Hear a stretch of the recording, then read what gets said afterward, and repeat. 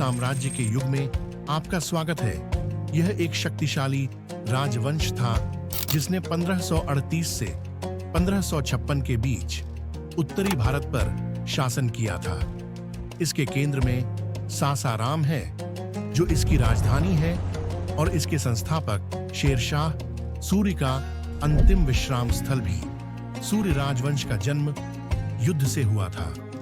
शेर शाह सूरी एक महत्वाकांक्षी अफगान शासक जिसने मुगल सम्राट हुमायूं को चौसा और कन्नौज की 2 निर्णायक लड़ाइयों में उखाड़ फेंका।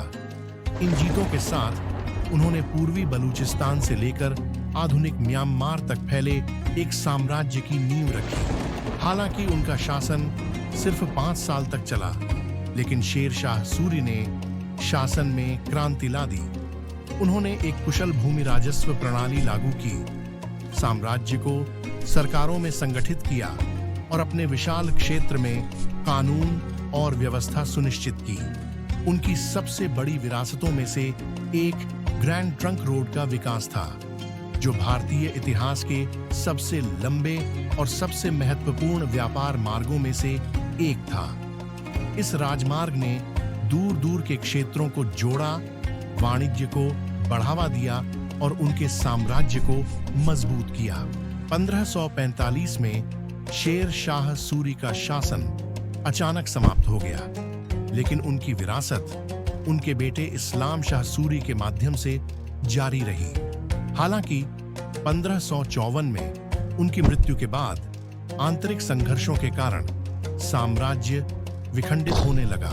1556 में सूरी राजवंश को अपनी अंतिम चुनौती का सामना करना पड़ा।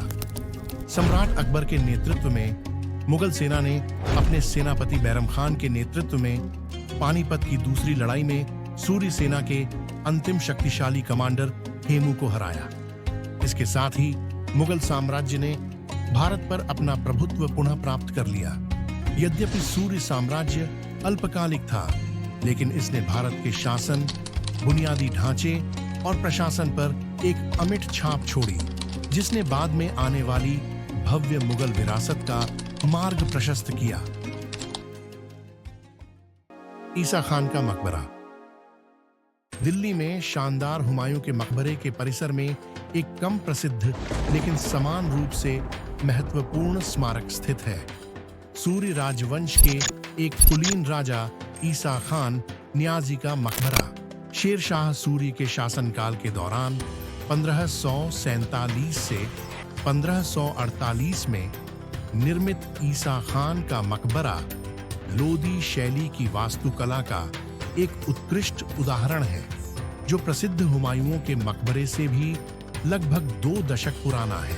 मकबरे का विशिष्ट अष्टकोणीय आकार, जो लोदी युग की खासियत है, एक कम ऊंचाई वाले चबूतरे पर टिका हुआ है। बरामदे केंद्रीय कक्ष के चारों ओर फैले हुए हैं। प्रत्येक तरफ 3 सुंदर मेहराब हैं, जिनके ऊपर पारंपरिक छज्जे या लटकते हुए छज्जे हैं। मुख्य रूप से ग्रे क्वार्ट्जाइट से निर्मित मकबरे को लाल बलुआ पत्थर से सुंदर ढंग से सजाया गया है और नीले और हरे रंग की जीवंत रंगीन टाइलों से सजाया गया है, जो इसकी देहाती चिन्हाई में सूक्ष्म आकर्षण जोड़ते हैं। प्लास्टर से दीवारों को सजाया जाता है, जिससे उन्हें कोमल पुरानी सुंदरता मिलती है। अंदर लगे एक शिलालेख में इस संरचना को स्वर्ग का शरण स्थल बताया गया है। केंद्रीय कक्ष में ईसा खान नियाजी की कब्र है, जो शेर शाह सूरी और इस्लाम शाह सूरी के दरबार के सबसे प्रभावशाली रईसों में से एक थे। मकबरे के पश्चिम में ईसा खान की मस्जिद है, जो एक सुंदर लेकिन सरल संरचना है, जिसमें 3 खंड हैं, जिनमें से प्रत्येक मेहराबदार द्वारों की ओर जाता है। लाल बलुआ पत्थर से बना केंद्रीय खंड भूरे पत्थर के पार्श्व कक्षों से घिरा है, जो एक नाजुक विपरीतता पैदा करता है। केंद्रीय गुंबद पुराना किला स्थित किला ए कोहना मस्जिद के गुंबद से काफी मिलता जुलता है, जबकि छोटे पार्श्व गुंबद स्तंभों पर सुंदर ढंग से खड़े किए गए हैं, जो मंडप शैली की छतरियों जैसे लगते हैं। हरे भरे बगीचों और इतिहास से घिरा ईसा खान का मकबरा और मस्जिद भव्य मुगल स्थापत्य शैली का अग्रदूत है। साम्राज्यों के उत्थान और पतन का मूक गवाह यह स्मारक 16वीं शताब्दी की कलात्मक प्रतिभा और सांस्कृतिक विरासत को संरक्षित करता है।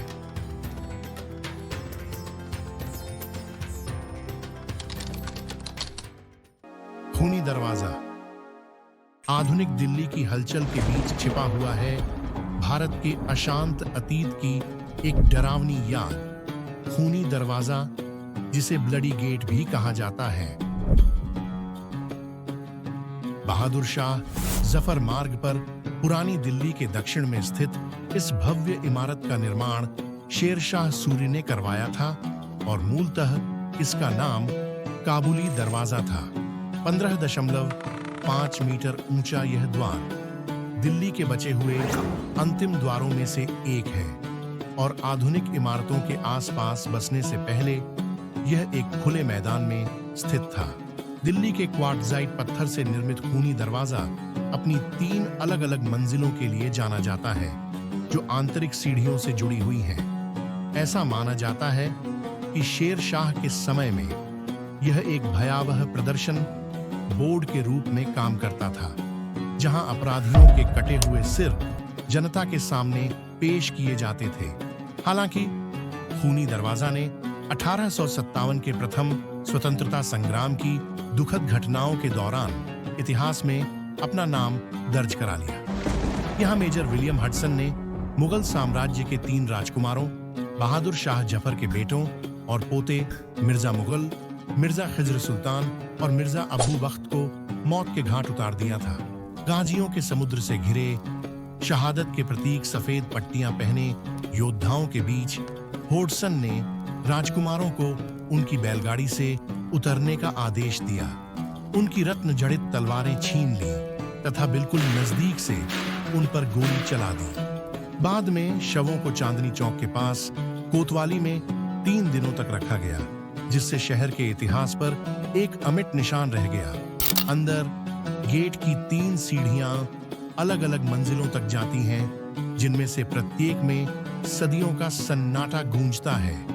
इसके ऊंचे मेहराब, जो अब जर्जर हो चुके हैं, कभी ऐसे क्षणों के गवाह थे जिन्होंने एक साम्राज्य की किस्मत बदल दी थी। आज खूनी दरवाजा व्यस्त सड़कों और आधुनिक संरचनाओं के बीच चुपचाप खड़ा है, जो दिल्ली के हिंसक अतीत और शक्तिशाली मुगल साम्राज्य के पतन की एक गंभीर याद दिलाता है। यह महज एक द्वार नहीं है, यह शक्ति, विश्वासघात और रक्तपात का गवाह है। खूनी दरवाजा।